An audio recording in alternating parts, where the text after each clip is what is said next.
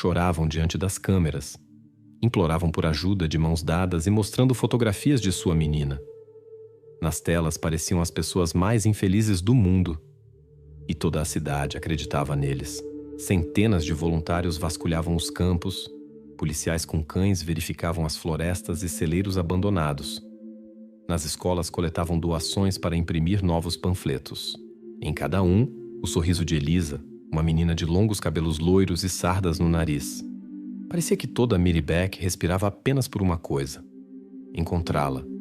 Mas a verdade esteve o tempo todo por perto. Na mesma casa onde os pais davam entrevistas e recebiam palavras de apoio.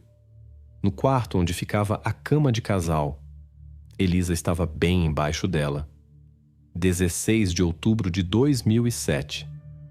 Manhã do quarto dia de buscas. Um grupo de investigadores entra novamente na casa da família. Formalmente eles já estiveram lá, e mais de uma vez. Mas a ausência de qualquer pista do lado de fora os forçou a voltar para dentro. À primeira vista, o quarto dos pais estava perfeitamente limpo. Cobertor estendido, travesseiros cuidadosamente dobrados, cheiro familiar de detergente. Mas um dos oficiais parou. No ar sentia-se um gosto estranho. No relatório ele escreveria depois apenas 3 palavras: fraco odor adocicado. O sargento se abaixou e olhou debaixo da cama. Naquele segundo as buscas terminaram. Lá, envolta em um velho cobertor listrado, jazia Elisa. Toda essa dor de 4 dias da cidade, cães, voluntários, câmeras de televisão, lágrimas dos pais, poderia ter sido interrompida na primeira noite. Porque a menina não havia desaparecido para lugar nenhum. Ela esteve todo esse tempo aqui, em seu próprio quarto. A partir deste momento, a declaração de desaparecimento deixou de existir. Diante dos investigadores havia um novo caso. O caso da morte de Elisa, de 9 anos, que destruiria a ilusão de uma família perfeita e revelaria um terrível segredo atrás de uma porta fechada. Para entender como isso aconteceu, é preciso voltar 4 dias atrás, ao momento quando ainda nada prenunciava a tragédia. Até 12 de outubro de 2007, a família Peters Verlinden vivia como dezenas de outras famílias na pequena cidade belga de Miribek. Por fora, tudo parecia habitual, até entediante. Mas, justamente nesta normalidade, se escondia o ponto de partida a partir do qual depois começariam a contar os minutos. A casa da família ficava na rua Kerkstraat, no número 14. Uma casa geminada de tijolos de 2 andares com fachada estreita e cortinas cuidadas nas janelas. No térreo, uma sala com sofá escuro e televisão velha. Ao lado, uma cozinha onde quase sempre cheirava a café e pão torrado. No segundo andar, 2 quartos. O grande do casal e o pequeno infantil. Atrás da casa, um pequenino quintal com balanço de madeira que rangia no vento. Tudo parecia tão comum que era difícil acreditar. Justamente aqui, em alguns dias, seria encontrado o corpo da menina. A família consistia de 3 pessoas. Annelies Verlinden, a mãe. Uma mulher de 33 anos, trabalhava como enfermeira na clínica local. Tinha um sorriso silencioso, um pouco cansado, e o hábito de prender os cabelos em um coque descuidado. Os conhecidos falavam dela como de uma pessoa boa e doce, embora aqueles que a conheciam mais de perto falassem de sua dependência doentia em relação ao marido. Luke Peters, o padrasto, tinha 37 anos. Trabalhava como motorista em um depósito na cidade vizinha. Alto, robusto, com voz forte e hábito de comandar em casa. Gostava de futebol e cerveja à noite, e com os vizinhos era mais reservado que amigável. Aos olhos de quem o cercava parecia um trabalhador comum. Nada suspeito lhe era atribuído. E, finalmente, Elisa. Uma menina de sorriso aberto, com uma pequena mochila rosa que levava para essa escola. Gostava de desenhar com canetas hidrográficas na mesa da cozinha e constantemente se metia no caminho quando a mãe preparava o jantar. Tinha o hábito de mexer na ponta do suéter quando se preocupava, e um coelho de pelúcia favorito sem o qual não dormia. Era uma vida comum. Cafés da manhã de cereais, idas à escola, lição de casa na cozinha, ligações de amigas. Tudo parecia exatamente como deveria parecer numa casa suburbana belga. 12 de outubro de 2007 tornou-se o último dia desta normalidade. Na sexta-feira, às 16h30, o ônibus escolar deixou Elisa no ponto a 2 quarteirões de casa. Uma vizinha a viu atravessar correndo a rua e se dirigir com passo rápido para Kerkstraat. A menina acenou com a mão e desapareceu atrás da porta de sua casa. Foi a última vez que a viram fora da família. Algumas horas depois, esta casa deixaria de ser comum, e o relato do desaparecimento se transformaria no primeiro elo da futura investigação. A manhã de 13 de outubro em Miribek estava cinzenta e fresca. A cidadezinha vivia seu ritmo habitual. Pessoas iam à padaria buscar pão fresco. Vizinhos tiravam lixeiras para a beira da rua. Foi então que a mãe da menina, Annelies Verlinden, desesperada, discou o número da polícia. O relógio marcava 9h12. Sua voz tremia. Ouviam-se soluços, mas através das lágrimas ela se esforçava para falar claramente, como se tivesse preparado as palavras antecipadamente. Ela estava brincando no quintal dos fundos ontem à noite. Eu me distraí. Quando a chamei, ela já não estava mais lá. Estas frases depois seriam transcritas palavra por palavra no protocolo. 1 minuto depois, Luke Peters, o padrasto, atendeu o telefone. Seu discurso era mais controlado. Ele garantia que imediatamente começou a procurar. Verifiquei a rua, olhei na casa dos vizinhos, percorri o parque. Ela não está em lugar nenhum. Suas versões coincidiam, como se tivessem ensaiado a história juntos. E justamente esta história se tornou para a polícia o ponto de partida. Logo chegou à casa a primeira patrulha. Os vizinhos espiavam pelas janelas, viam como Annelies e Luke repetiam tudo de novo e de novo. A filha brincava, a mãe se distraiu por 1 minuto, o portão não estava trancado. Tudo parecia possível e terrível ao mesmo tempo.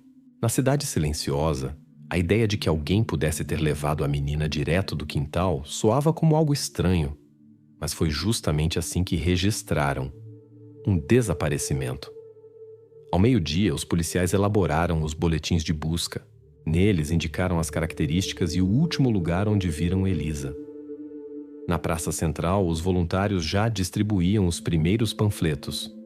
Uma fotografia em preto e branco com seu sorriso se espalhou rapidamente pela cidade. As pessoas os pegavam, colocavam nos bolsos, colavam nos postes.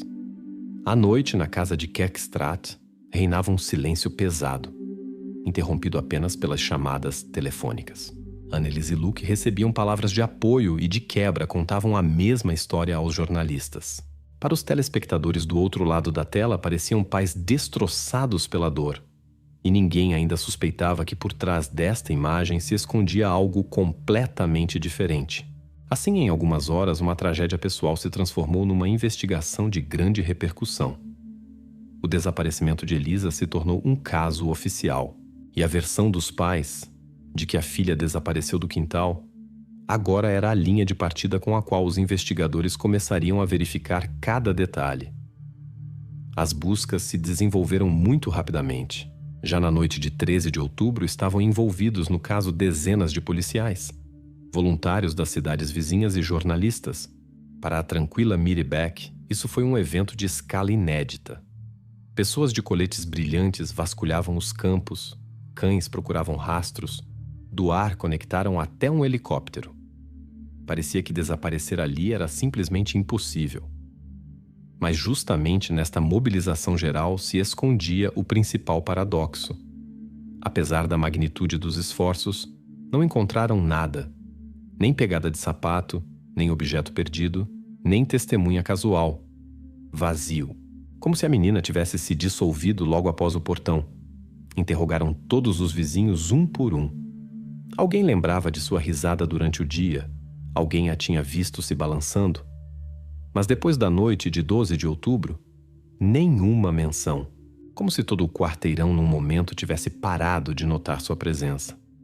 Os dias de busca se prolongavam em silêncio ansioso. A cidade se animava à noite, quando pela televisão transmitiam o apelo dos pais. No quadro, Luke Peters olhava diretamente para essa objetiva e dizia com voz surda: "Devolvam nossa filha."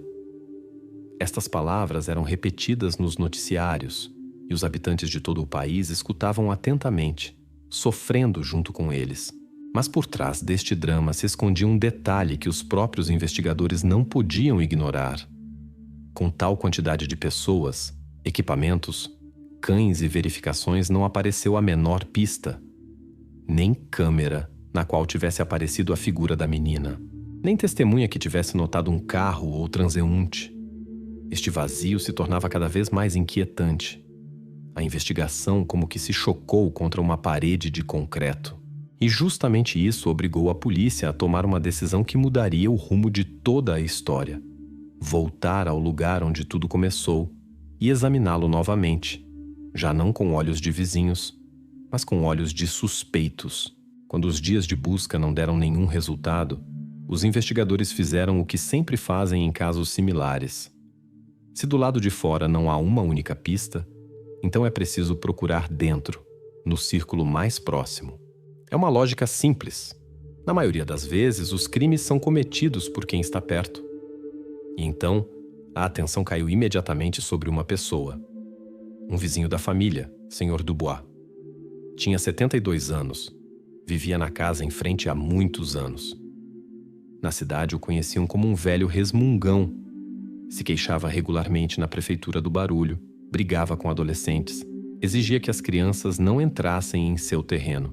Com Annelise e seu marido também tinha relações tensas, por causa da grama, por causa do balanço. E a própria Elisa, mais de uma vez, correu até ele pelas maçãs que caíam de suas árvores. Estes pequenos conflitos de repente começaram a parecer não tão inofensivos. Nos protocolos mencionam-se várias queixas oficiais de Dubois contra a família. Para os investigadores, isso parecia um motivo potencial. E já à noite, bateram à sua porta. O interrogatório aconteceu na presença de um advogado. O velho não negava. Sim, ele realmente brigava com os vizinhos, sim. Não gostava que a menina corresse por seus canteiros. Mas garantia que não tinha nenhuma relação com seu desaparecimento. Além disso, tinha uma explicação de onde estava naquela mesma noite. Segundo suas palavras, foi ao supermercado na cidade vizinha. Lá fez compras, pão, leite, remédios. No caixa ficaram os recibos, e as câmeras de vigilância o filmaram no salão. Para a polícia isso ainda estava por verificar, mas à primeira vista o álibi parecia convincente. Mesmo assim, até a confirmação dos documentos, justamente o Sr. Dubois se tornou o suspeito oficial.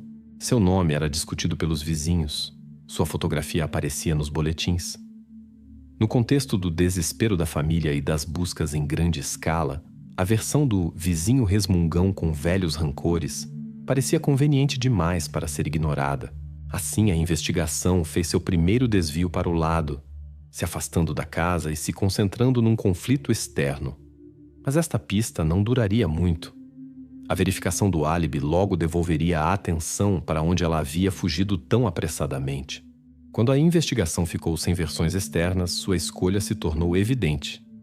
Qualquer álibi se verifica não com palavras, mas com tempo na tela. Se alguém diz que estava longe, então devem coincidir as horas, o recibo, o caminho até casa. É um cálculo simples e frio, e naquele minuto dizia respeito a uma pessoa, o vizinho sobre quem todo o quarteirão já sussurrava, como se todos estivessem zangados com ele há muito tempo. O Sr. Dubois dava números precisos. Delhaize, sexta-feira, por volta das 7 da noite. Entrei para comprar leite e pão. O intervalo, 18h45 às 19h20. Eram justamente esses minutos quando, segundo Annelise, Elisa brincava no quintal, e depois pararam de ouvi-la. Ou seja, se o velho dizia a verdade, fisicamente ele não podia estar no portão no momento necessário. E agora isso precisava não ser refutado, demonstrado. Primeiro solicitaram o arquivo do supermercado. Em 2007, o Delhaize já mantinha uma rede de câmeras, na porta de entrada, sobre as fileiras de laticínios, nos caixas e na zona de entrega de carrinhos. O gerente baixou as gravações do intervalo necessário. Caixas pesadas com discos rígidos foram trazidas diretamente para a delegacia. Nada de romantismo. Apenas códigos de tempo piscando e imagem que precisa ser ralentada quadro por quadro. Na trilha da entrada, às 18h47, aparece um homem de casaco bege e chapéu escuro de abas macias. Anda sem pressa, segurando a porta com o ombro. Na mão, uma sacola dobrável, daquelas que antes se compravam no mercado. O rosto entra na objetiva por alguns segundos, e isso é suficiente. Nas fotografias dos vizinhos é reconhecível sem dúvidas. Na câmera seguinte se vê como pega um carrinho pequeno e se dirige aos refrigeradores. Os segundos se estendem em números no canto da tela. 18h49. Coloca na cesta 1 litro de leite. 18h51. Escolhe uma baguete pistolete, com inscrição de padaria fresca. 18h54. Paraná dos Moito. Prateleira de higiene. Pega um pacote de lâminas descartáveis. Compradores casuais passam ao lado, criam uma imagem viva. Mas o principal não são eles. Importante é o ritmo. Em nenhum episódio ele desaparece do espaço do supermercado por mais que alguns segundos, simplesmente se move de fileira em fileira. Às 19h09 está no caixa com o número azul. A caixa escaneia as compras. A trilha sonora claramente fixa o pico impulsivo. Cada item é confirmado na tela. O recibo é impresso às 19h12. No papel térmico fica o número do turno, caixa, sobrenome do operador e 4 itens: leite, pão, lâminas, comprimidos para o estômago. Ao lado, os últimos 4 dígitos do cartão de fidelidade. Com este documento, tudo confere até o sinal. Saída. 19h15. A câmera da porta capta como aperta contra o peito a sacola. Abre o casaco. Do lado de fora está fresco. O céu belga de outubro sem ilusões. Passa pela estante de carrinhos, para apenas alguns segundos para ajustar a luva. Mais adiante, estacionamento. No plano geral se vê a silhueta subindo em seu velho Renault cor de asfalto molhado e saindo para a estrada. Código de tempo, 19h16h32. Mesmo imaginando o incrível e devolvendo-o para casa instantaneamente, os minutos não conferem. A física não permitirá. Estas imagens foram verificadas sobriamente. Compararam o recibo. O número coincidiu com o registro do caixa. Verificaram que o cartão de fidelidade realmente pertencia a Dubois. Formulário em seu nome, mesma data de nascimento, mesmo telefone. A geladeira doméstica do velho nem precisou ser aberta. As embalagens de leite e pão com o mesmo código de barras estavam onde ele as colocou, e na embalagem se conservava o horário de envase. Noite de 12 de outubro. Alguém queria se agarrar a um detalhe. Talvez essa meia hora não fosse o intervalo certo? Mas justamente nele as últimas testemunhas ouviram música da sala da família e risadas que depois se interromperam. Tudo se alinhava numa fileira. No momento quando, segundo a versão dos pais, Elisa desapareceu, o vizinho estava sob uma dezena de câmeras e pagava no caixa. Sua rota estava fixada, dinheiro debitado. O vendedor depois lembrava do comprador de chapéu, porque trocaram algumas palavras sobre o tempo. Quando se risca uma pessoa da lista, fica um gosto de vazio. Porque junto com ela se apaga também a esperança de uma solução simples. Mas aqui, a investigação não se permitia emoções. Colocaram uma marca seca. Álibi confirmado, excluir do círculo de suspeitos. A noite do mesmo dia passou elaborando um novo relatório sem o sobrenome de Dubois. E foi aí que o campo se estreitou bruscamente. Não havia mais conflitos externos. Nenhum carro estranho nas ruas conseguiu ser fixado. Nenhuma câmera no caminho para aquela escola ou para o ponto de ônibus captou sua silhueta. Os grupos de voluntários voltavam de mãos vazias e os mapas de busca fechavam uma janela após outra. Simplesmente não restavam opções do lado de fora. Então decidiram agir diferente. Não procurar movimento para fora, mas reiniciar a história de dentro. Não quem levou, mas o que acontecia na casa antes e depois. A equipe designou 3 pontos de interesse: o quintal dos fundos, o porão e o quarto onde os cônjuges guardavam roupas de cama. O plano parecia rotina habitual: verificar armários, mover cômodas, medir espaços, verificar odores. Mas justamente esta normalidade frequentemente salva casos, porque a verdade se esconde não em truques, mas em centímetros. A data do novo exame foi marcada rapidamente. Manhã da terça-feira, 16 de outubro. Nem comunicados à imprensa, nem declarações sonoras. Apenas uma rota cuidadosamente elaborada e lista de tarefas em cada nível da casa. Naquele momento, a cidade estava cansada do desconhecido. E os pais continuavam representando o papel de uma família que tinha perdido o que mais amava.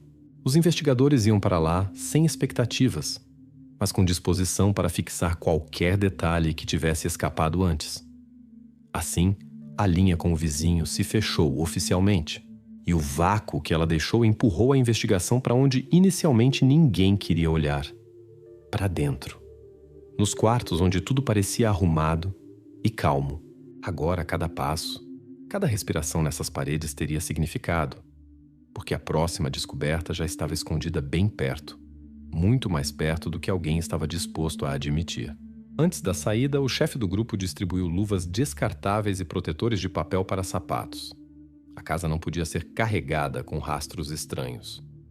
No caderno anotaram coisas simples: temperatura nos quartos, quais janelas estavam entreabertas, a que cheirava na cozinha. Réguas fotográficas e lanternas foram colocadas em cima da bolsa, ao lado. Um pequeno espelho dentado com um cabo longo, conveniente para olhar embaixo dos móveis. Até o cão decidiram não levar imediatamente para não alterar o quadro inicial de odores. Tudo devia começar com um exame silencioso, quase doméstico. Aquele mesmo no qual habitualmente tropeça a mentira, nos detalhes que é impossível sincronizar. Com este passo começaria a segunda tentativa da investigação e ela os levaria à descoberta da qual já não seria possível se afastar. Quando a linha com o vizinho desmoronou, toda a atenção involuntariamente se transferiu para dentro da própria família. Agora cada gesto, cada palavra de Annelise e Luke começava a soar diferente. Onde antes viam dor, começaram a notar estranheza. Os pais recebiam os buscadores em sua casa como se nada de incomum estivesse acontecendo. Nos relatórios, os voluntários lembravam que Annelise ela mesma oferecia café e biscoitos, convidava para sentar, embora sua filha figurasse como desaparecida. Pareceria cuidado. Mas no contexto de um desaparecimento, isso parecia quase antinatural. Na maioria das mães, em tais momentos, tremem as mãos, as palavras se confundem, e aqui, tudo estava arrumado demais. As perguntas dos policiais respondiam igual, brevemente, com moderação, sem detalhes. Como se repetissem o mesmo texto. Ela estava brincando, eu saí, ela já não estava mais lá. Procuramos, mas não encontramos nada. As mesmas frases, de novo e de novo, sem acréscimos, sem colapsos emocionais. Justamente este comportamento fez conectar um psicólogo. Sua conclusão se conserva nos materiais do caso. As emoções demonstradas têm caráter aprendido, não espontâneo. Em outras palavras, a dor parecia ensaiada. Luke se destacava especialmente. Diante da câmera falava alto, com determinação sublinhada: "Devolvam nossa filha." Mas fora das objetivas o notavam silencioso, abstraído, como se tivesse representado seu papel e mergulhado novamente em si mesmo. Os vizinhos notavam que quase não participava das buscas na rua, ficava mais perto de casa, fumava no portão e evitava conversas. Claro, tudo isso não era prova direta. As pessoas vivem a dor de maneira diferente e nenhum especialista podia dizer: assim não deveria ser. Mas justamente tais detalhes fizeram os investigadores mudarem de atitude. Se antes verificavam a casa formalmente, agora planejavam uma busca repetida com atenção especial aos detalhes. E já no dia seguinte, esta determinação os levaria à descoberta que poria ponto final nas esperanças de um desfecho feliz. 16 de outubro amanhã começava igual às 3 anteriores. Na cidade continuavam as buscas. Voluntários colavam panfletos frescos. No ar iam apelos repetidos. Mas para o grupo investigativo, este dia devia ser diferente. Às 9 da manhã voltaram a casa, decididos a realizar uma busca já sem concessões de cortesia à família afetada. Justamente aqui começa a virada. Quando o oficial Peters entrou no quarto dos pais, notou não os móveis e a ordem, mas o cheiro. Primeiro era apenas perceptível, quase dissolvido no ar, mas ao se mover em direção à cama se tornava mais insistente. No relatório depois escreveria uma linha curta. O cheiro se intensificava na cabeceira e na parte baixa do quarto. Uma pessoa comum poderia ter atribuído isso ao mofo ou umidade da roupa, mas a experiência sugeria outra coisa.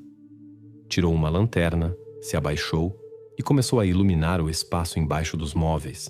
Poeira, pedaços de papel, um par de chinelos velhos e uma silhueta escura, envolta em tecido. O cobertor era velho, com listras desbotadas de amarelo e cinza. Jazia em bolo, mas a forma falava por si mesma. O coração do investigador, segundo suas palavras, bateu mais forte do que gostaria. Chamou um colega. Juntos puxaram cuidadosamente o embrulho para mais perto. Neste momento se fez silêncio na casa. Até aqueles que estavam na cozinha se calaram, captando a mudança nas vozes dos oficiais. Quando desembrulharam o tecido, tudo ficou definitivamente claro. Lá estava Elisa. Para a investigação foi um choque, mas o protocolo exigia ações.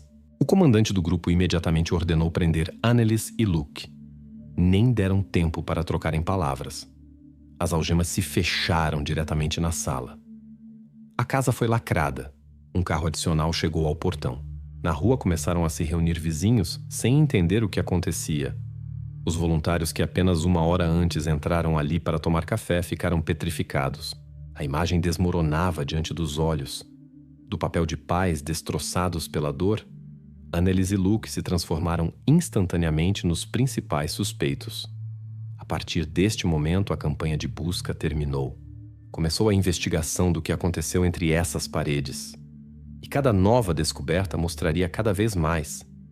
A tragédia nasceu não do lado de fora, mas dentro da família.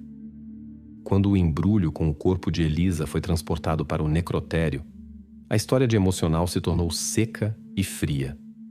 De agora em diante, tudo dependia dos especialistas. Justamente eles deviam responder à pergunta principal: o que realmente aconteceu com a menina? O primeiro exame foi realizado rapidamente. Já no protocolo, anunciaram que no corpo não havia rastros de violência, nem hematomas, nem fraturas, nem lesões características que pudessem ser associadas com sequestro ou ataque. Isso destruía imediatamente a imagem que os pais sustentaram durante vários dias.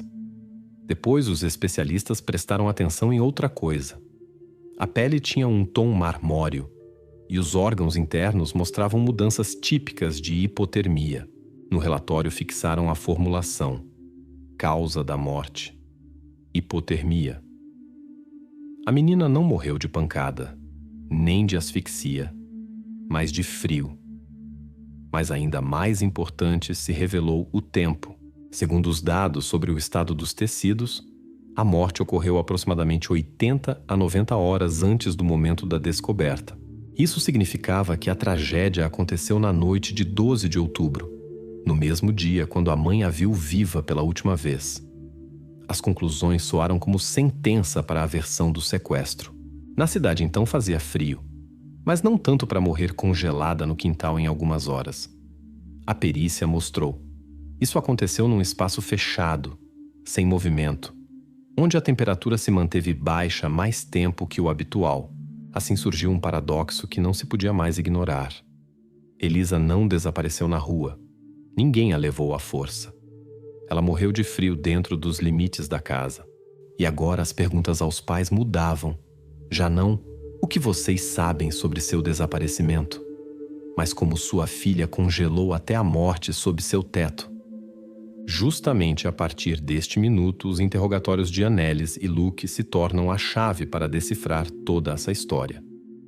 O parecer pericial soou como um golpe frio. Elisa morreu de frio e morreu em casa. Para Annelies e Luke, isso significava uma coisa: Sua história sobre o desaparecimento desmoronava diante dos olhos. Mas nas primeiras horas após a detenção ainda tentavam se agarrar a outra versão que ao menos pudesse explicar o corpo encontrado. No interrogatório, suas respostas soavam sincronizadas, como combinadas antecipadamente. Annelies repetia: alguém deve ter penetrado em nossa casa. Não ouvi nada, não vi nada. Luke acrescentava: não a escondemos. É impossível. Alguém a colocou lá enquanto não estávamos.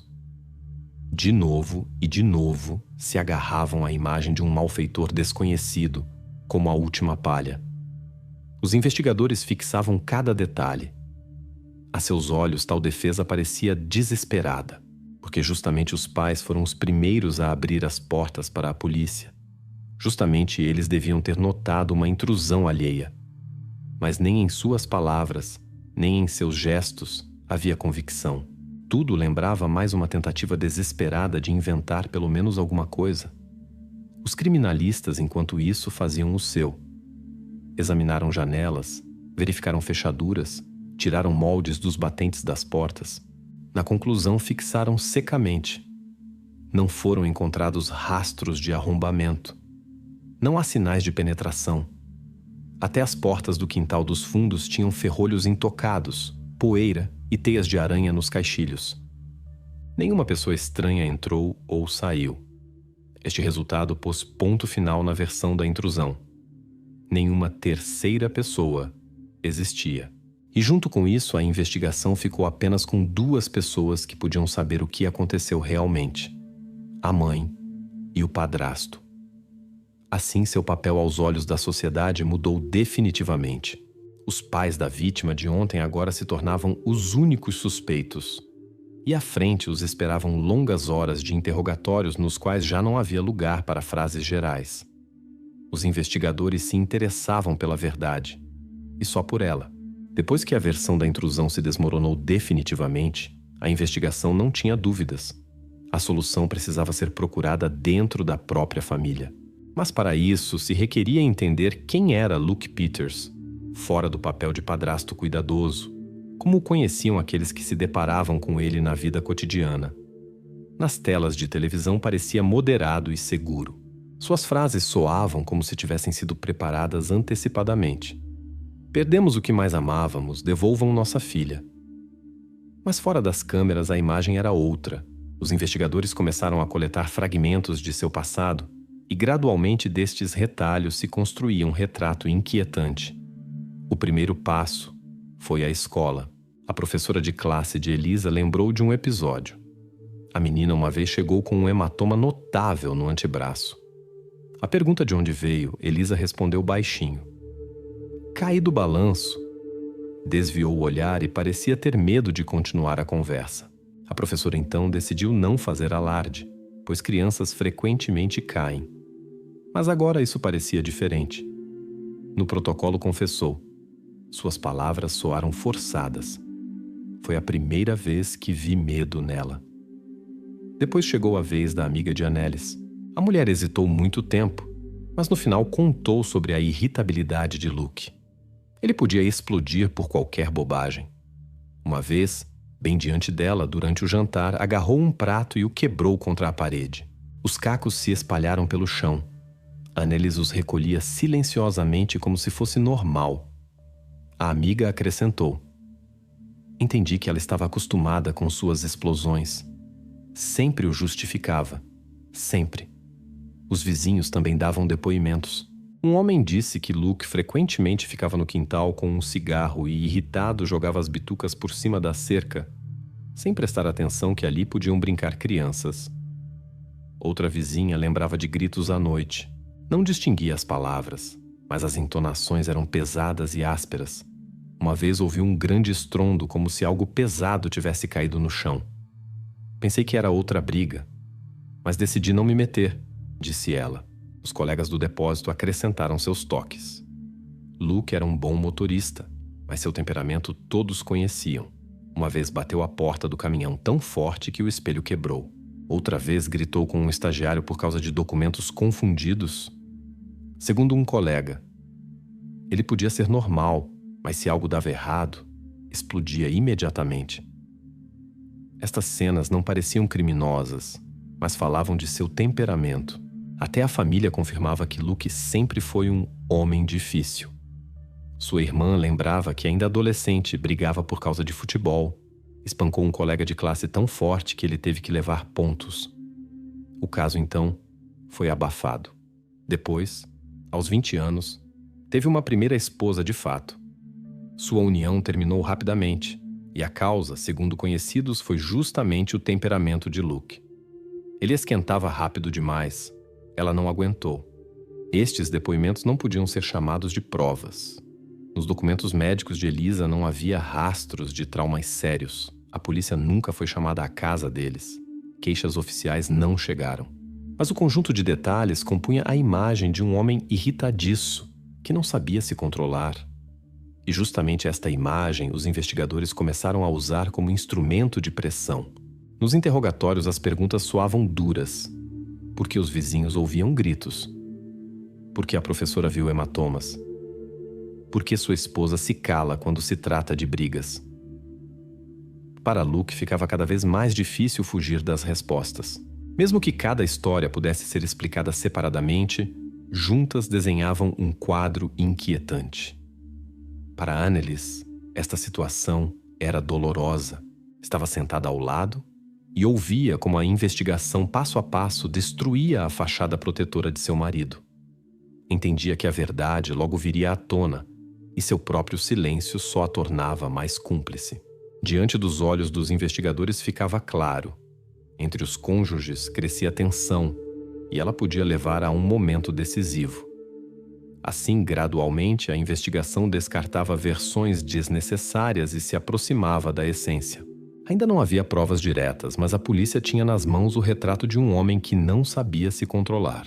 E justamente através deste retrato se preparavam para dar o passo decisivo, confrontar marido e esposa cara a cara para obrigá-los a dizer a verdade.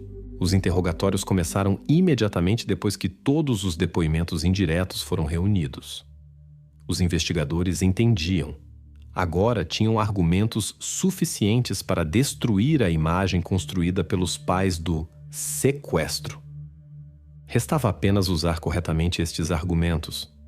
Habitualmente, em tais casos, se separam os cônjuges. Isso não é formalidade, mas tática comprovada. Isolados um do outro, perdem a possibilidade de verificar palavras, e qualquer inconsistência se torna instrumento de pressão. Assim também aqui. Luke foi levado para um quarto. Annelies foi sentada em outro. A Luke imediatamente apresentaram a conclusão dos especialistas. Causa da morte: hipotermia. Soou fria e claramente. O investigador pôs na mesa a impressão do protocolo onde o tempo da morte era indicado. Noite de 12 de outubro, quase imediatamente depois que Elisa foi vista viva pela última vez. Isso não é sequestro. Isso aconteceu em sua casa. Explique como uma criança pôde congelar até a morte sob seu teto. Luke se calava. Não refutava, mas também não confirmava. Apenas apertou os punhos e se virou para a parede. Com Annelies trabalhavam diferente. Imediatamente lhe disseram: seu marido se cala. Mas todas as provas apontam para ele. Se continuar escondendo, a culpa recairá também sobre você. O investigador falava calmamente, sem gritar, mas cada palavra soava como sentença. Na mesa puseram fotografias do quarto onde encontraram o corpo e gravações dos protocolos dos vizinhos. A pressão psicológica se intensificava. A professora viu um hematoma. Os vizinhos ouviram brigas. Você mesma sabe como era seu marido. Annelies se sentava imóvel, mas por seus gestos se via. Ela se dilacerava. Mexia com os dedos à borda de um guardanapo, depois juntou as mãos como se rezasse. Enquanto isso, com Luke, continuavam falando duramente. Mostraram-lhe fotografias do cobertor no qual Elisa estava envolta. Isso é do seu porão. As fibras coincidem. Você entende que conhecemos a verdade? Ele se calava, mas seu rosto ficava cada vez mais vermelho. A respiração se tornava pesada. O clímax chegou no quarto de Annelies. Repetiram-lhe. Luke não a protege. Ele se cala. E o silêncio é confissão. Mas você pode explicar que foi um acidente, e então seu papel será diferente. Esta frase se tornou o gatilho. No protocolo se conserva sua confissão. Com voz baixa, depois de longa pausa, disse: foi um acidente. Ele não queria. Estas palavras soaram como ruptura. Pela primeira vez em toda a investigação apareceu uma versão que podia explicar a morte de Elisa dentro da família. E justamente a partir deste momento a investigação passa ao mais essencial, como exatamente tudo aconteceu naquela noite. Os especialistas começaram com o tecido. As fibras do cobertor no qual o embrulho estava envolvido coincidiam com amostras da caixa do porão com roupas velhas. O mesmo algodão de torção média, as mesmas listras amarelo-cinzas, estrutura idêntica de ruptura sob polarização. Em ambas as amostras encontraram minúsculos defeitos de produção, a assinatura de uma única máquina. A formulação no relatório soava simples. Identidade pelo conjunto de sinais. Probabilidade de coincidência casual desprezível. Em outras palavras, o cobertor foi pego justamente do porão. Depois, poeira que sempre denuncia o local. No tecido descobriram micropartículas de cal, ferrugem e graxa, conjunto característico do canto distante do porão onde ficava aquela mesma caixa. A mesma poeira jazia na prateleira inferior e no velho colchão escondido ao lado para qualquer eventualidade. No patamar encontraram um fio da mesma cor preso no peitoril. Alguém carregava o embrulho para cima e deixou este rastro minúsculo. Decisivas foram as impressões digitais. No lado interno da porta do porão, na altura da palma de uma criança. Cadeia de linhas limpas de Elisa. Elas se estendiam para a fechadura, como se tentasse se agarrar e sair. A verificação com seu cartão padrão deu coincidência completa. Um pouco acima, palma larga de adulto. Pelo desenho das linhas papilares e disposição das dobras, identificaram Lucas. Estes rastros mostravam não luta, mas fechamento comum da porta de dentro por mão adulta. A nota de temperatura acrescentou contexto. Em tal porão com porta fechada, a temperatura se mantém abaixo da do quarto. Umidade alta, calor vai embora rapidamente. Com imobilidade e roupa leve, a hipotermia chega significativamente mais rápido que num quarto de habitação.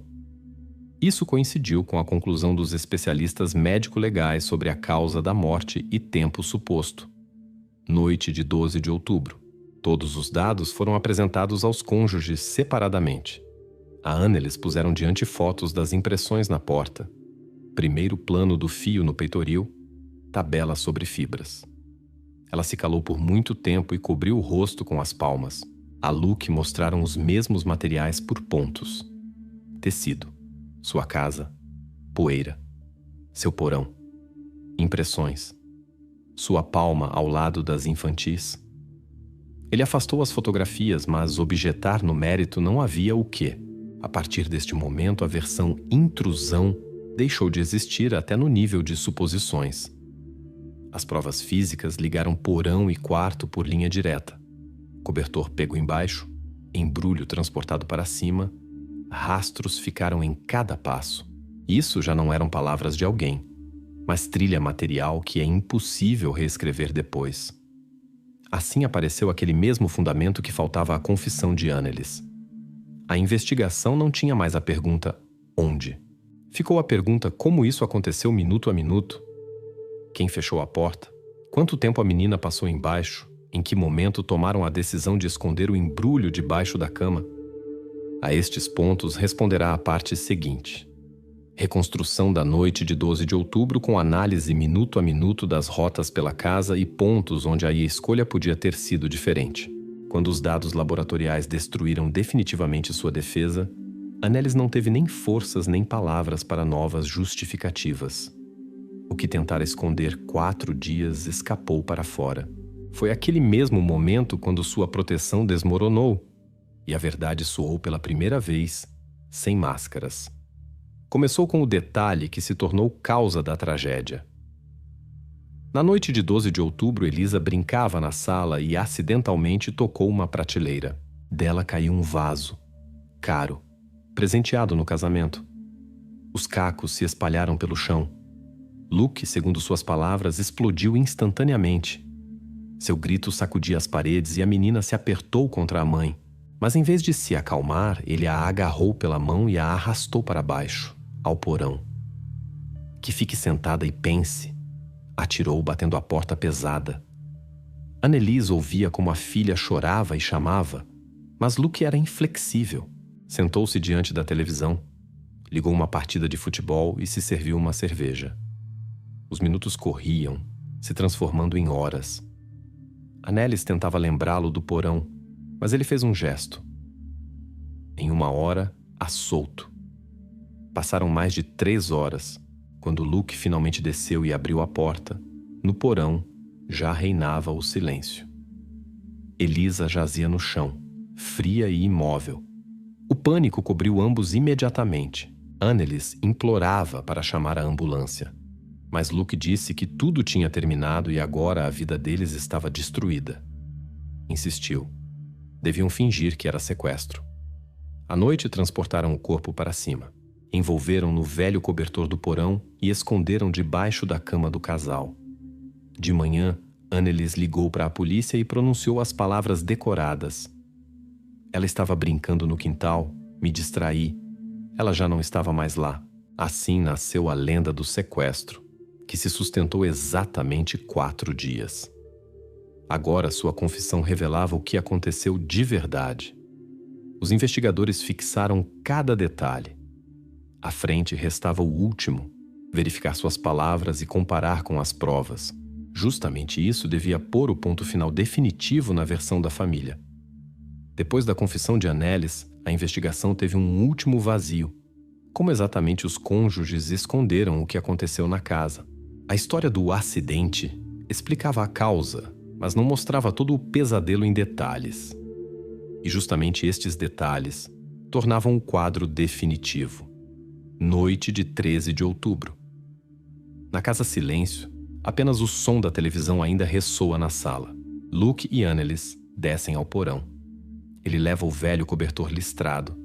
Ela segura uma lanterna nas mãos. Embaixo, no chão, jaz sua filha. Em pânico, agem rapidamente. Envolvem o corpo no tecido. Apertam nós para que nada se veja. Nenhuma palavra. Apenas movimentos rápidos, respiração entrecortada, passos que ecoam nos degraus de concreto. Sobem o embrulho. Na casa escura, vizinhos dormem. No patamar se prende um fio, cai poeira. Isso depois os especialistas encontrarão e indicarão como prova-chave. Mas naquele momento pensam apenas em esconder. A porta do quarto está entreaberta. E para lá entram, como se lá se pudesse colocar o segredo mais terrível. O cobertor escondem debaixo da cama. A fresta baixa, onde habitualmente empurram caixas ou sapatos velhos, se torna lugar para o embrulho. Tudo escondido. Deitam na mesma cama, e a noite continua. Manhã. Annelise disca o número da polícia. A voz treme, mas as palavras estão decoradas. Ela estava brincando no quintal, me distraí. Ela já não estava mais lá. Luke ao lado, a cena. Repete a história para os vizinhos. Começam as buscas. Neste momento, na casa, já não há menina, mas no quarto, todo o tempo, a 1 metro de seus travesseiros, jaz o cobertor. Os dias passavam igual. Dia, buscas, noite, silêncio do quarto. Bebem café na cozinha, deixam entrar voluntários, recebem jornalistas, mostram fotografias. E à noite voltam ao quarto e dormem lá mesmo onde está escondido o embrulho. Cada passo, cada frase em público é máscara. A investigação restaurou este mecanismo quase minuto a minuto. Noite, transporte, manhã, ligação, dias, buscas, noites, encenação de dor. Agora, a investigação tinha não apenas causa e motivo, mas reconstrução completa de como a tragédia se transformava em espetáculo. Quando a investigação terminou, a história passou para onde se põem os pontos, para a sala do tribunal. No banco se sentavam 2 que uma vez representavam uma família e agora, réus de um caso sonoro. O silêncio era tal que se ouvia como o juiz virava as páginas. Todos esperavam a última palavra que traduziria a tragédia para a linguagem da lei. O acusador se levantou e leu a qualificação. A Luke Peters apresentaram a acusação de homicídio por negligência com circunstâncias agravantes, abandono sem socorro em estado perigoso, que levou à morte. Annelies Verlinden foi reconhecida culpada de ocultação de crime e indução da polícia ao erro. O promotor falava com voz seca, mas cada palavra soava como se estivesse gravada na pedra. Depois chegou a vez dos advogados. Luke se sentava com cabeça baixa. Seu defensor tentava suavizar a culpa, chamando o ocorrido de erro fatal e surto. Annelies se mantinha mais calada. Seu advogado insistia que ela agiu sob pressão do marido e com medo de perder tudo. Mas as provas reunidas pela investigação já falavam mais alto que quaisquer palavras. Quando o juiz se levantou, a sala prendeu a respiração. A decisão soou breve e dura. Luke Peters é condenado a 18 anos de privação de liberdade. Annelies Verlinden, a 5 anos de liberdade condicional por ocultação de crime. Estas palavras se tornaram o final de uma história que começou com buscas de menina desaparecida e terminou com desmascaramento dentro da casa. Mas para os investigadores restava ainda uma camada. Pergunta não sobre lei, mas sobre como pessoas são capazes de viver 4 dias dormindo a alguns centímetros daquilo que tentavam esconder. Depois da sentença, o caso não desapareceu da memória da cidade. Não podia desaparecer. Muito ligava as pessoas a esta casa e esta família. Mas a história saiu dos limites dos protocolos judiciais e continuou a viver adiante, já como cicatriz. Luke Peters foi transferido para presídio de regime rigoroso. Os primeiros anos tentou recorrer da sentença, mas sem sucesso. Agora permanece atrás das grades, e à frente tem ainda longos anos. Seu nome na cidadezinha não se pronuncia mais em voz alta. Os vizinhos preferem dizer ele ou simplesmente calar. Annelies Verlinden, depois da liberdade condicional, mudou de sobrenome. Deixou Miri Beck e se mudou para parentes em outra região. Ninguém sabe exatamente do que vive agora. Aqueles que a lembram descrevem uma mulher quebrada, com olhar constantemente baixo. A casa onde tudo aconteceu ficou vazia por muito tempo. Foi vendida apenas depois de vários anos. O novo proprietário fez reforma completa. Reconstruiu quartos, trocou escada e o porão encheu completamente com concreto. Para os vizinhos, isso se tornou símbolo de que o passado se pode ao menos enterrar de alguma forma. Mas mesmo assim contornam esta casa em silêncio, sem deter o olhar. E mesmo assim uma circunstância permaneceu como sombra no caso. Ninguém conseguiu estabelecer até o fim quanto tempo exatamente Elisa passou no porão antes da morte. Segundo uns depoimentos, foram algumas horas. Segundo outros, quase um dia inteiro. As divergências entre as palavras dos pais nunca conseguiram ser eliminadas. A perícia estabeleceu apenas faixa aproximada, mas o tempo exato ficou fora dos limites da verdade. Assim vive esta história, com sentença, com castigo, com casa destruída e com uma pergunta sem resposta. Pergunta que não dará ponto final definitivo e que a torna ainda mais terrível.